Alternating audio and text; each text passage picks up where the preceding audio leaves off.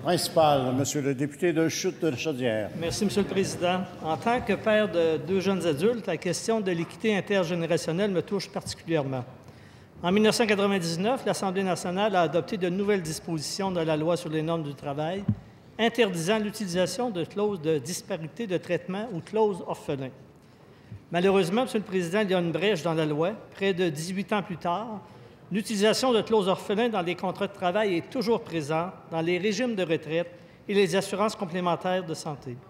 Monsieur le Président, ce sont 150 000 travailleurs québécois qui sont touchés par ces clauses discriminatoires.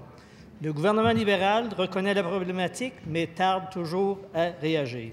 Une solution simple est de modifier la loi sur les normes du travail pour y inclure ces deux aspects. Monsieur le Président, quand le gouvernement agira-t-il pour assurer à tous les travailleurs un traitement juste et équitable?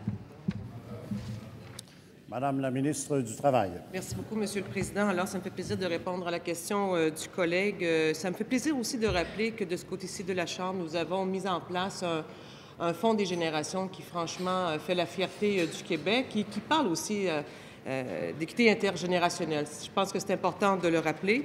Sur la question précise qu'il soulève aujourd'hui, évidemment, c'est une question qui est dans l'espace public actuellement depuis un certain temps. On le sait, on le reconnaît.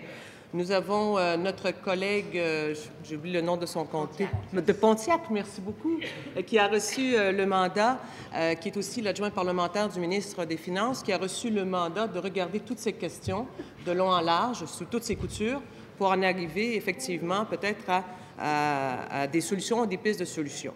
Maintenant, Monsieur le Président, je rappellerai aussi à cette Assemblée que dans le cadre du rendez-vous sur le Forum de la main-d'œuvre, nous avons décidé effectivement de regarder avec un œil nouveau, un œil neuf, la loi sur les normes du travail pour qu'elle soit bien adaptée à la réalité d'aujourd'hui. Première complémentaire, Monsieur le député de Chute de la Chaudière. Monsieur le Président, les clauses orphelins sont un réel problème. Dans les dernières années, on compte plusieurs conflits de travail en lien avec celles-ci. Ce sont des centaines de travailleurs qui ont milité afin d'éviter des clauses orphelins discriminatoires pour les futurs collègues. Monsieur le Président, quand le gouvernement enverra-t-il un message clair aux travailleurs touchés? Quand le gouvernement agira-t-il pour interdire les clauses discriminatoires orphelins? Madame la ministre du Travail. Monsieur le Président, je pense que ma réponse a été assez claire sur cette question-là. C'est une question qui est dans l'espace public depuis un certain temps. Nous avons, le premier ministre a mandaté notre collègue de Pontiac de se pencher sur cette question-là. Je pense que tout le monde reconnaît les compétences et le sérieux de notre collègue, qui est aussi l'adjoint du ministre des Finances, qui s'occupe aussi, disons-le, de l'ensemble des régimes de retraite du Québec. C'est une question qui nous questionne, qui nous préoccupe, et nous avons l'intention de se pencher sur la question. C'est d'ailleurs ce que fait notre collègue de Pontiac. Merci beaucoup. Complémentaire, Monsieur le député de Chambly. Monsieur le Président, en 1999, un grand pas a été franchi pour éviter la discrimination salariale basée sur l'âge.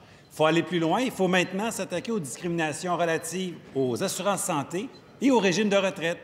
L'équité salariale, c'est pas négociable. C'est pas compliqué, c'est ça. Aucune discrimination basée sur l'âge devrait être tolérée. La ministre doit s'engager aujourd'hui à bouger, à ouvrir la loi sur les normes du travail pour régler définitivement le cas des clauses orphelins, les clauses de disparité de traitement. Oh. Madame la ministre du Travail. Monsieur le Président, je vais répéter ce que j'ai dit, là. On a un collègue, notre collègue de Pontiac, qui se penche sur la question. On est bien conscient que cette question-là est dans l'espace public, que des gens discutent. On comprend tout ça. On comprend également les préoccupations que ça soulève. Alors, notre collègue de Pontiac se penche sur la question. C'est un mandat qui vient directement du premier ministre du Québec. Attendons les conclusions de notre collègue.